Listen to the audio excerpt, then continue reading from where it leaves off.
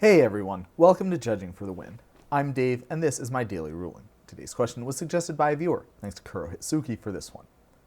Enemy plays clone on an enduring innocence. Then, when the clone dies, what will the characteristics of clone be once it returns to the battlefield?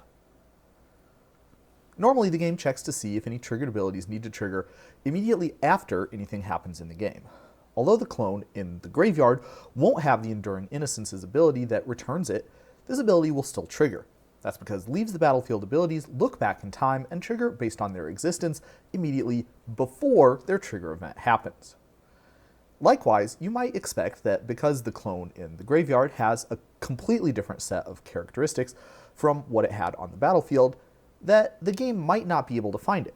But again, even though a permanent normally becomes a completely new object with no connection to its previous self upon changing zones, there is a special exception that allows the game to find and return the clone in this case.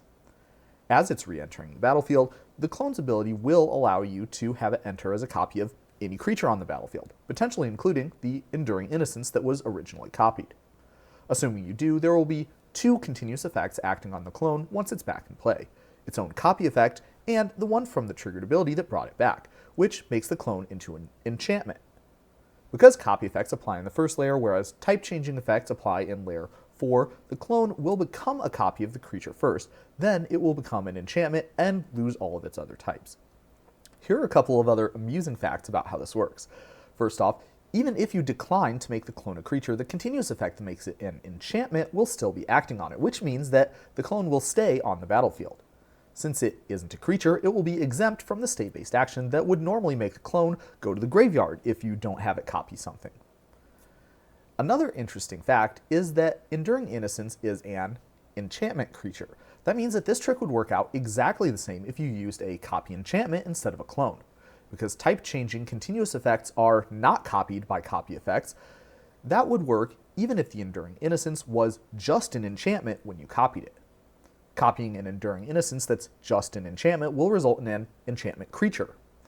On the other hand, the ability that returns the clone or the copy enchantment to the battlefield checks the characteristics of the thing that you're returning right before it hit the graveyard, meaning that you would not be able to indefinitely return a clone or copy enchantment this way. After the clone hit the graveyard, the first time, the ability would bring it back as a non-creature enchantment.